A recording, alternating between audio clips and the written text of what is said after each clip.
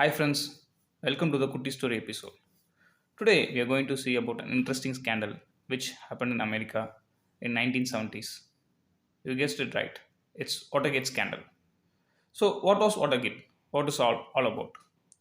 At 2:30 a.m. on 17 June 1972, five thieves or burglars were discovered inside the Democratic National Committee's headquarters in the Watergate Hotel, which is about 1 mile distance from the White House.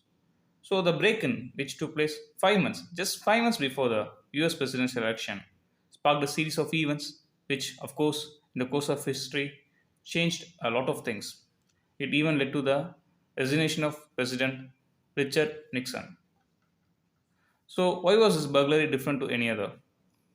The break-in was a bungled follow-up to a forced entry the previous month, when the same men stole copies of top secret documents and wiretapped the phones. When the wiretaps failed to work, they returned to finish the job. So, when an FBI investigation revealed all five had links to the White House in a chain of connections that went as high as Charles Colson. Charles Colson is a special counsel to Mr. President Nixon and showed them to be members of the committee to re-elect the president, nicknamed CREEP. CREEP means Committee to Re-elect the President. So, all these five men were linked with Charles Colson, who is a special member closer to President Nixon, who was monitoring these operations. So, what was Nixon's response to Watergate?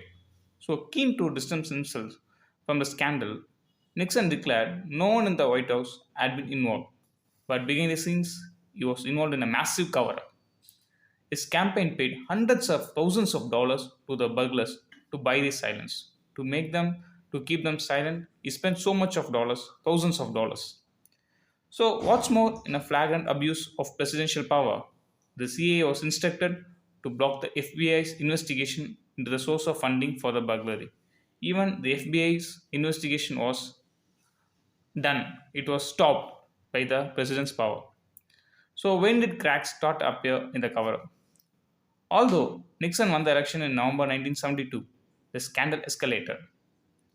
By the following January, seven men, who are popularly known as the Watergate Seven, went on trial for the involvement. So, five pleaded guilty, five accepted their mistake, with the other two, like former Nixon aide G. Gordon Liddy and James W. McCord, so convicted of conspiracy, burglary, and wiretapping. Soon after, a letter written by McCord alleged that five of the defendants had been pressured into pleading guilty during their trial. Others too began to crack under pressure. So, when President Counsel John Dean, who initially tried to protect the presidency, was dismissed in April 1973 and later testified to the president's crimes, telling a grand jury that the suspected conversation within the Oval Office had been tapped. So a tug of war ensued, with Nixon refusing to relinquish the recordings to Watergate prosecutors. Nixon was not willing to give the proceedings to the prosecutors. Even the his close aide, who was trying to protect him, was thrown out of his job. Nixon tried to distance himself, but things couldn't be happening in his own way or what he wanted. But in August 1974, following moves to impeach him, he did release the tapes. He was forced to accept the impeachment, but he was not willing to go for the impeachment.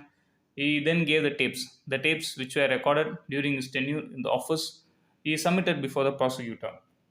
So the Watergate cover up, and then on 8th August, he announced his resignation, the first US president ever to do so.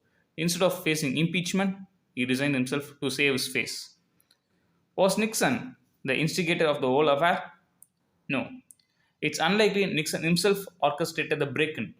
A taped conversation between the president and his chief of staff as Nixon asking, who was the asshole who did? Nixon himself asked, who was the asshole who did this utter blunder? But his role in covering up his administration's involvement is unquestionable. He definitely covered up a lot of important things, many things which he promoted to win the election. He did a lot of corrupts. What to say? He made a lot of campaigns in a non-democratic way, in an unfair way against his democratic opponents. So, what happened? In his role in covering up these administration involvement is definitely no question, without any doubt, it happened. At the same time, however, Nixon was able to convince the public of his innocence. Public believed him. So, public can be at times cheated also. And he won the election with 60.7% popular votes. What role did the media play in the president's downfall? The media was specifically instrumental in keeping the scandal in the public eye. None more than the Washington Post. Washington Post was so serious about this matter. They didn't leave it. They didn't allow the public to forget the scandal. Its reporters, Bob Woodward and Carl Bernstein, broke the most significant stories of the affair, and their investigation is credited with bringing down the president himself. Their story is portrayed in the 1974 book, All the President's Men. It later became a film. So, the most interesting character in this scandal is Mr. Deep Throat. Who is this Deep Throat? Woodward and Bernstein owe much of their success to a secret FBI source known as Deep Throat, who steered the pair in the right direction. He gave the hints, clues to these journalists, so he made that the investigation went in the right direction. But he is unknown, he is an anonymous source. So it allegedly urged them to follow the money. Deep Throat remained anonymous until 2005, when he was revealed that he is the FBI's number two, Mark Felt. The FBI man, who is the number two man in FBI, he himself is the Deep Throat who gave the important information to the journalist to make the cover up, the scam come up. He played a pivotal role in this scandal coming to the public. So, what are the consequences of Watergate? 69 people were charged, with 48 found guilty, including Nixon's chief of staff and attorney general himself. What happened then? Nixon continued to proclaim his innocence, declaring in 1977. So, when the president does it, that means that it is not illegal. What a funny way. If the president can misuse the power, it can be called as that it's not illegal. Yeah, most of the areas, even in democracy, it's becoming like a dictatorship, telling that whoever has the power, they can abuse, it's not illegal.